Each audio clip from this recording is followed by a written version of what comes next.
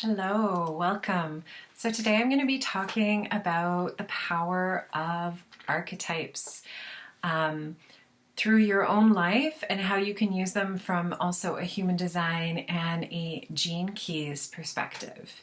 So how do we use the energy of archetypes? What are they? And why do we want to know about them? So we'll start with the definition of an archetype. So archetypes have been used for millennia in the story of humanity.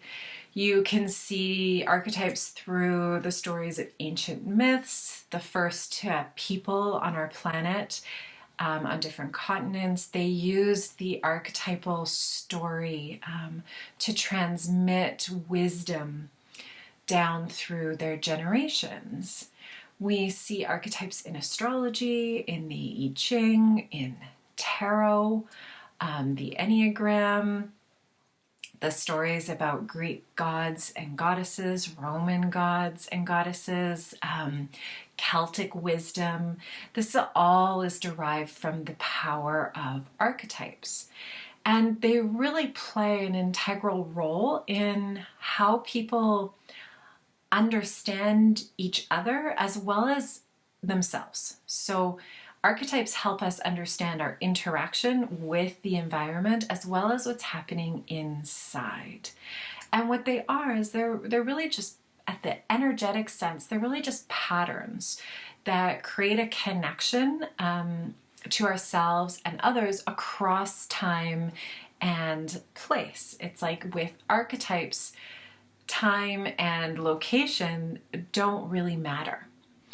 And some examples of archetypes are things like human characters. So some familiar ones might be the crone or the maiden or the trickster or the leader, the warrior or the mystic. But you'll also find archetypes like the raven, the energy of raven, the energy of the snake or bear, or one of my favorites, spider.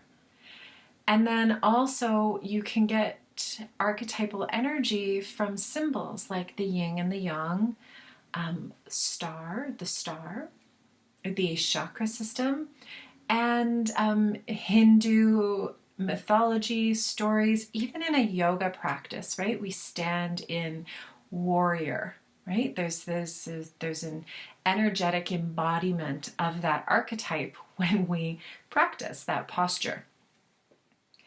So the purpose of these archetypal patterns, they're really very universal. Like we could talk about these things no matter what country you live in, what your background is. There's this understanding about what this archetypal energy means. And they are often repeated ideas and symbols that unite us all.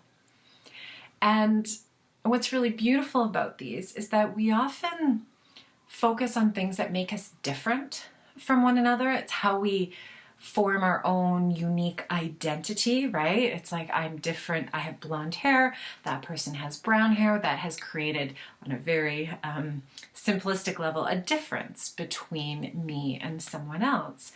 But the patterns of archetypes actually remind us that there's an innate connection in the human story, no matter where you live on the planet, what color your skin is, how tall you are, what color your eyes are, what language you speak, what you study.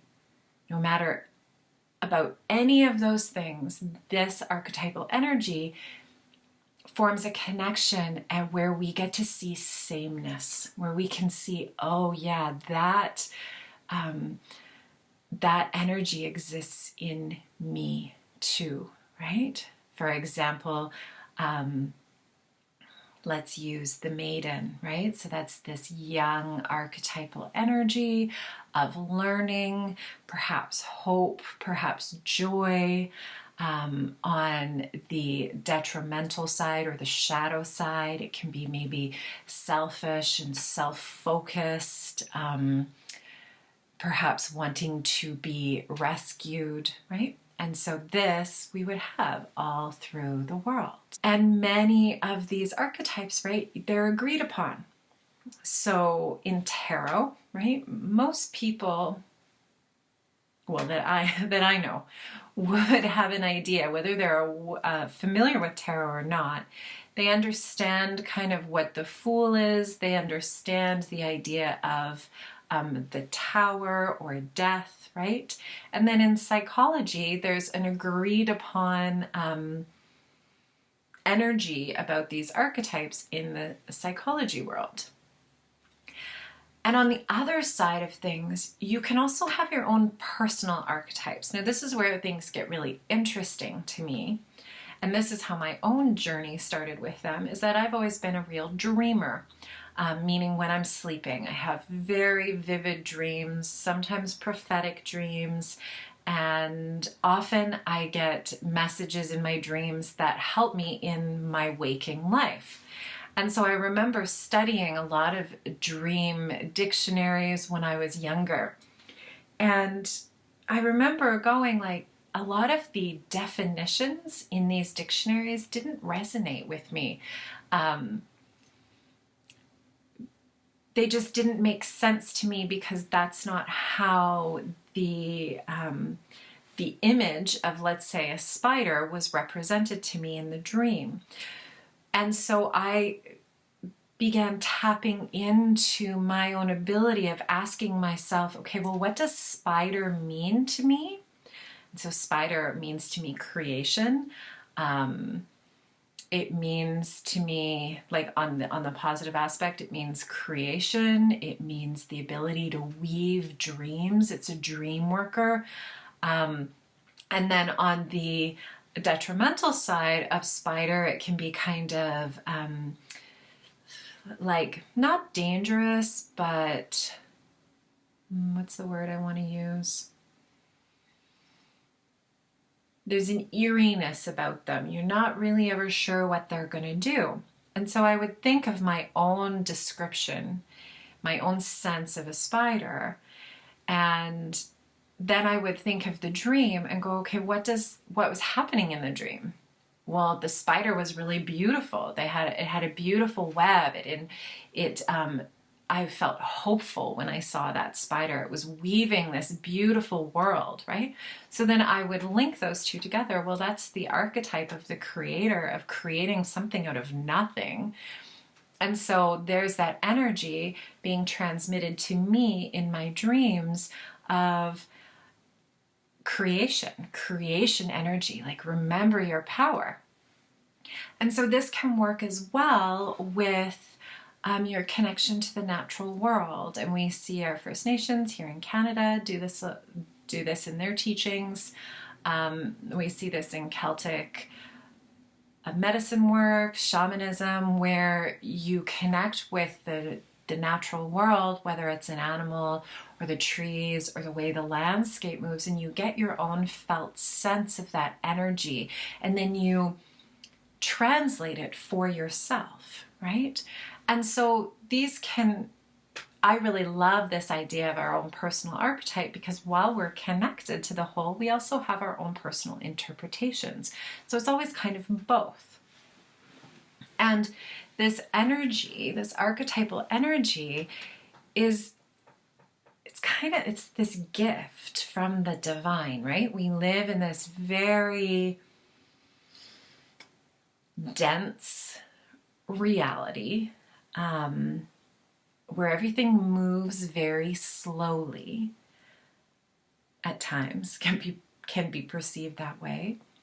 But what happens when we tap into the power of archetypes is that we tap into this energy that isn't of this physicality. And it really helps us describe our inner and outer journey, as well as our landscape and what's going on. And we can gain a lot of information and direction from that.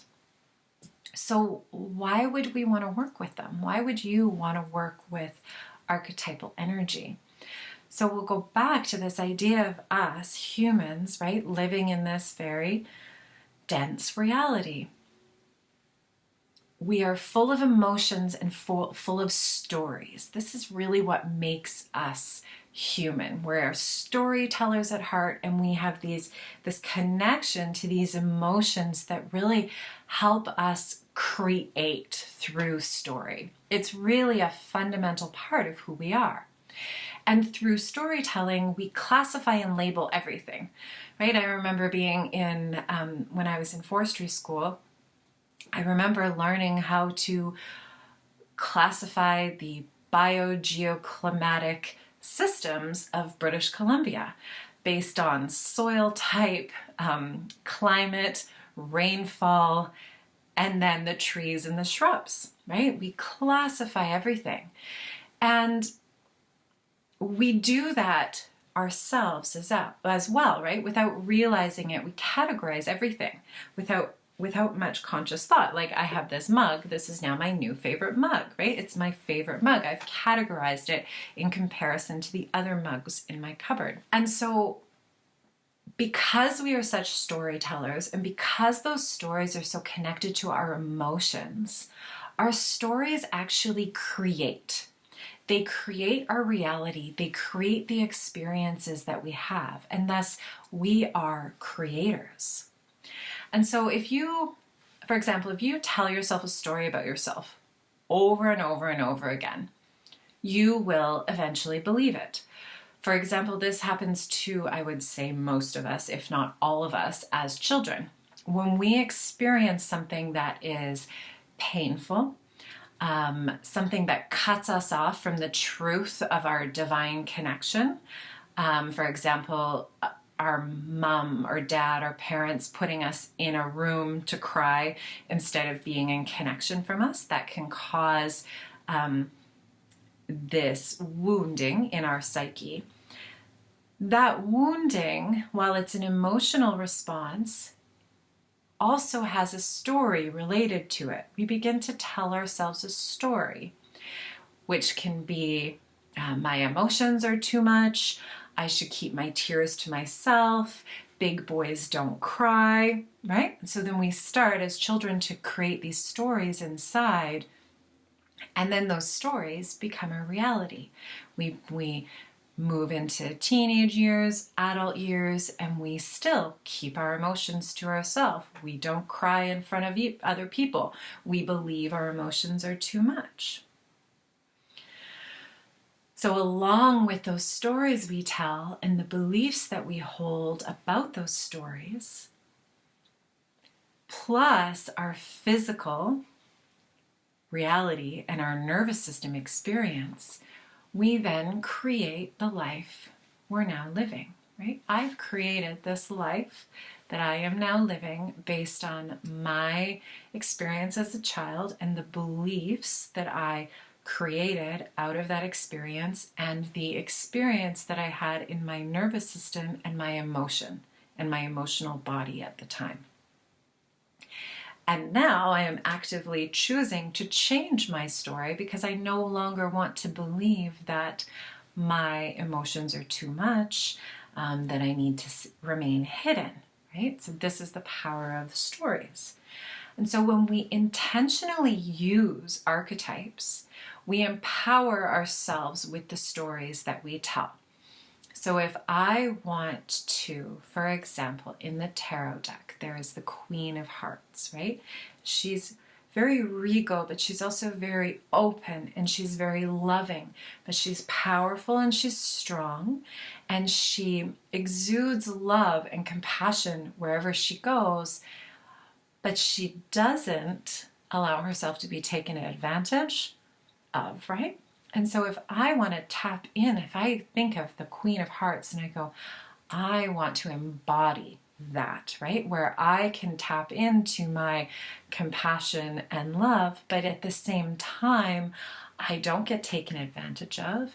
People don't walk all over me. I can hold that power in myself. And so when we intentionally use archetypes, we empower ourselves with the stories that we tell. And when we consciously choose a new story, we actually reclaim our creative power And I would say we reclaim our connection to the divine, to our imagination, to the unseen power that exists for us. So, how do we use them? How can you use them? So I personally use them through my dreams when I remember my dreams, or I choose to write them down, which stimulates me remembering them. I will ask a question when I go to sleep at night, like, how can I be a better partner? And I might receive a message, or what is the next video what could be the next video that I film, right? And then I might receive some sort of message through my dreams. You can also use nature, which is what I really, really love doing. So if you go for a walk and you intentionally, you know you're contemplating something in your life, whether that's a new job, a new relationship, a step you want to take for yourself, you can walk through the forest or on the beach and notice to yourself, like really choose, okay, what am I noticing as I'm walking? Am I noticing a soaring hawk or eagle, right? That represents higher perspective, allowing yourself to see the big picture. Am I noticing little hummingbirds moving around and zipping around? To me, hummingbirds are universal wisdom, they are quickness, they are swiftness. Or do you see a seal swimming in the water, or a sea otter, right? All of these things mean something different, and you're going to find a ton of different meanings behind all of these. And I encourage you to really tap into what feels right for you. So I also use these through the gene keys, which is what all of my videos are on, which are based on, they're kind of like a modern version of the Chinese I Ching, the Book of Changes. And then in human design, which also is related to the I Ching through the gates. And I use these because they're really useful to explore the hidden aspects of yourself, to understand yourself and others more deeply.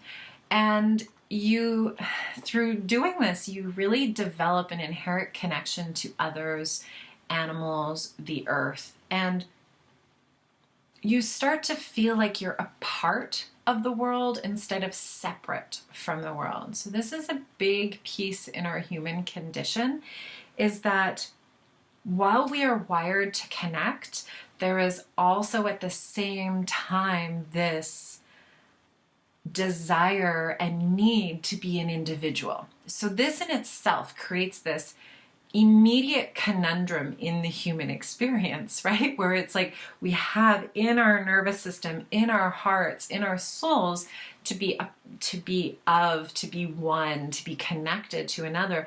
But because we exist in this world, in this dimensional reality, in this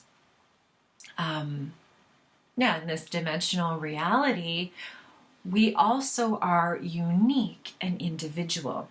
And so this is kind of a constant struggle in the human story.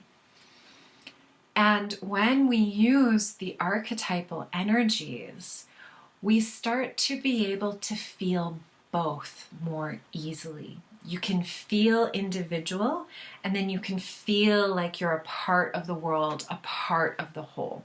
You can track different themes playing out in yourself, and you can see them out in the world as well.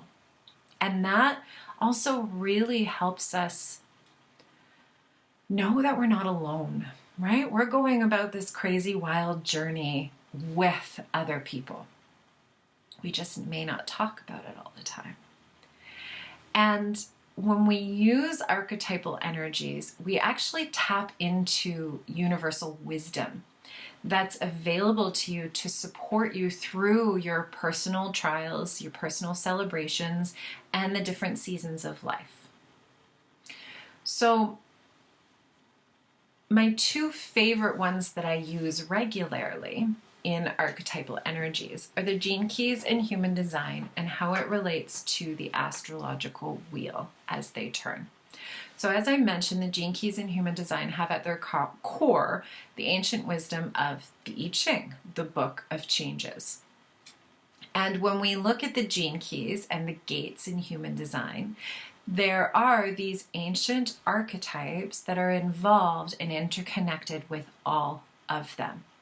And there is a shadow aspect and then a higher expression aspect of all of these gates or gene keys, or in the I Ching they're called hexagrams. And when we link them to the transits of what's going on in the world, we can use these deliberately. We can use them as opportunities to check in and see what do I want to change? What is holding me back? What shadow aspect of myself is playing out here? And how can I shift this? And the beautiful part of this, when we look at these archetypes as us being one and part of the whole, we actually see the interconnection play out.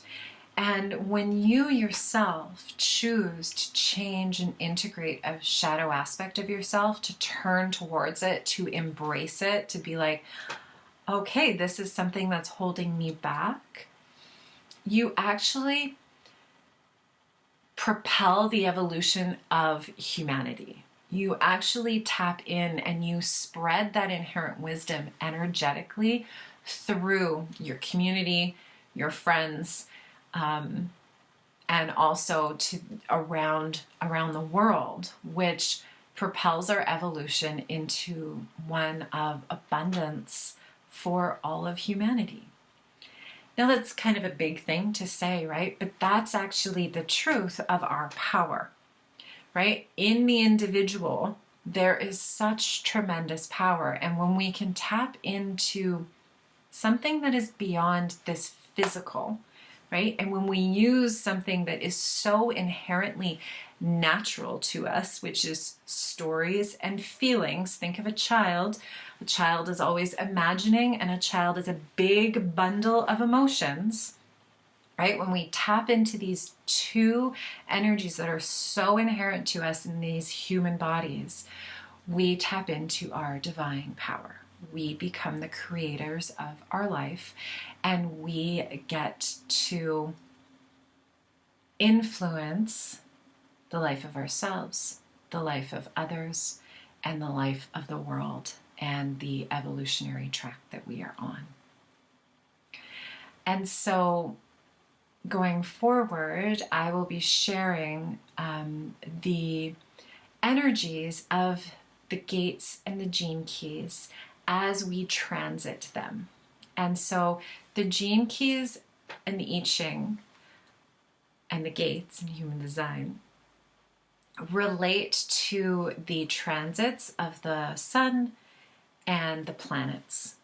And there's we move through about 5.6 gene keys or gates in a month. And these are related to the astrological themes of what's also happening in the world.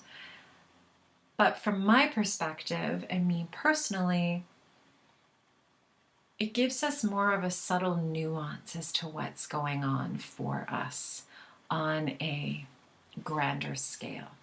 So in my gene key videos, I will be sharing the shadow aspect of some of these energies, these archetypes that are moving through the world at certain times, certain transits, as well as their how you can move through the shadow into the higher expression of it, how you can support yourself along the way, and how you can integrate it on a very human, practical level.